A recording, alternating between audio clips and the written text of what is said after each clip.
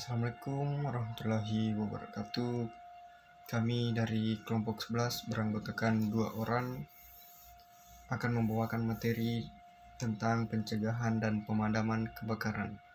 Saya atas nama Sulfadil Kiran dengan NIM 230 204 601 015. Assalamualaikum warahmatullahi wabarakatuh. Perkenalkan, nama saya Nalta Idam Makaribi dengan NIM 2302 04 60 2016.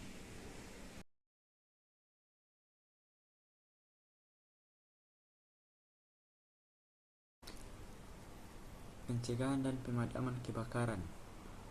Latar belakang. Pencegahan dan pemadaman kebakaran melibatkan strategi untuk meminimalkan risiko kebakaran dan metode untuk mengendalikan atau memadamkan kebakaran ketika terjadi. Pencegahan kebakaran mencakup langkah-langkah seperti menerapkan peraturan bangunan, mendidik masyarakat tentang keselamatan kebakaran, dan mempromosikan praktik keselamatan. Pemadaman kebakaran melibatkan penggunaan teknik, peralatan, dan sistem pemadaman kebakaran untuk memadamkan dan memadamkan api. Upaya-upaya ini bertujuan untuk melindungi nyawa, harta benda, dan lingkungan dari dampak buruk kebakaran yang tidak terkendali.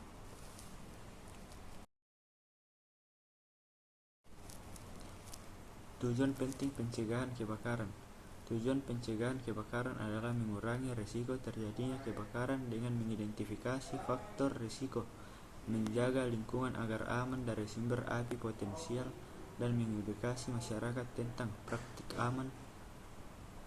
Sementara itu, tujuan pemadaman kebakaran adalah mengendalikan dan memadamkan api secara secepat mungkin setelah kebakaran terjadi, untuk mencegah kerusakan dan lebih lanjut dan melindungi nyawa serta properti.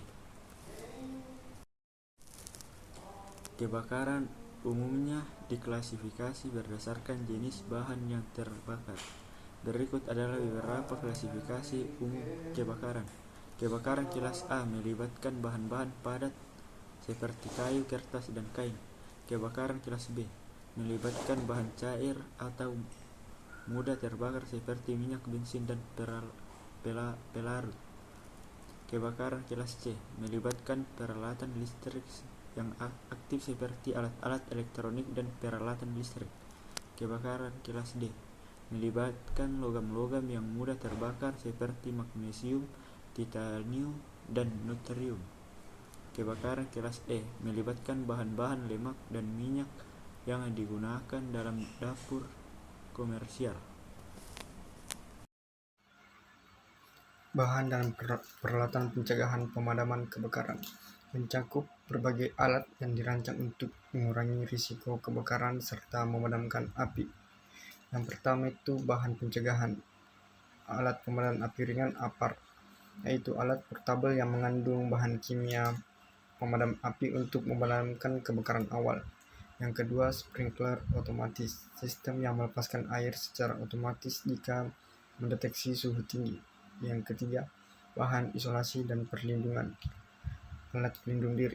Yang keempat, pintu dan jendela tahan api, membantu kita mengatasi pergerakan api dan dalam bangunan. Yang kelima, perencanaan tata letak dan evakuasi. Rancangan tata letak bangunan dan jalur evakuasi memudahkan kita keluar dalam situasi darurat. Peralatan pemadam. 1. Alat pemadam api ringan atau biasa disingkat dengan APAR, hidran dan selang pemadam.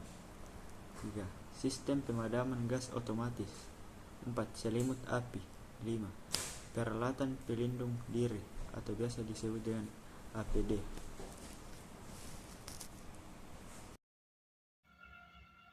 Fasilitas penunjang dan penanggulangan kebakaran melibatkan berbagai infrastruktur, peralatan, dan langkah-langkah yang dirancang untuk mengatasi kebakaran dengan efektif. Ada beberapa fasilitas dan aspek penanggulangan kebakaran. Yang pertama, pemadam kebakaran dan stasiun pemadam kebakaran, yaitu tempat di mana mobil pemadam kebakaran dan peralatan ditempatkan. Petugas pemadam kebakaran yang dilatih untuk merespon panggilan kebakaran dan mengendalikan situasi darurat. Yang kedua, sistem deteksi dan peringatan kebakaran, yaitu sistem kebakaran untuk mengidentifikasi asap, panas, atau gas yang terkait dengan kebakaran, memberikan peringatan kepada penghuni atau petugas kebakaran. Yang ketiga, pasokan air dan hidran.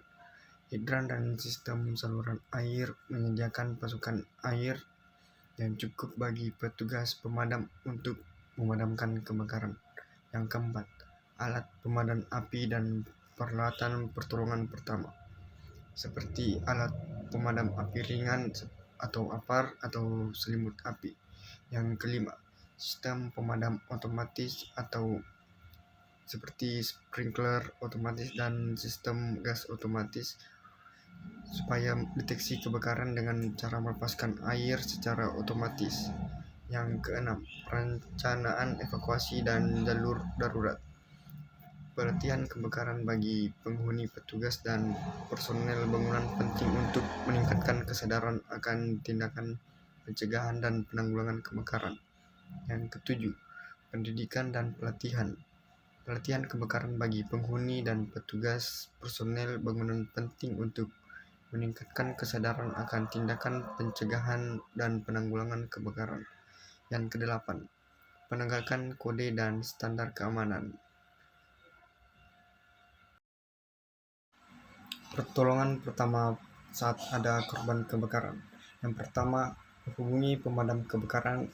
Berikan pertolongan pertama secepatnya, yakni bisa dengan didinginkan dan tutupi luka bakar untuk mengurangi kemungkinan cedera atau infeksi lebih lanjut. Yang kedua, beritahu teman dan keluarga bahwa kamu aman. Yang ketiga, orang dan hewan yang terluka parah atau terbakar harus segera dibawa ke bantuan medis atau dokter hewan profesional. Yang keempat, utama, jauhi rumah rusak akibat kebakaran sampai otoritas pemadam kebakaran setempat mengatakan aman untuk masuk kembali. Kesimpulan, pencegahan dan pemadaman kebakaran merupakan komponen penting untuk menjamin keselamatan publik dan meminimalkan kerusakan properti. Tindakan pencegahan seperti mempertahankan desain bangunan yang aman terhadap kebakaran, menerapkan program pendidikan keselamatan kebakaran, dan menegakkan peraturan dapat mengurangi kemungkinan terjadinya kebakaran secara signifikan. Namun, karena kebakaran masih dapat terjadi, maka memiliki metode pemadaman yang efektif seperti alarm kebakaran, sistem sprinkler, dan personal pemadam kebakaran yang terlatih sangat penting untuk dapat dengan cepat mengendalikan dan memadamkan kebakaran ketika terjadi. Pendekatan komprehensif yang menggabungkan strategi pencegahan dan pemadaman adalah cara paling efektif untuk mengatasi risiko yang ditimbulkan oleh kebakaran. Sekian dari saya. Terima kasih. Mungkin itu penjelasan dari kelompok kami. Saya ucapkan terima kasih.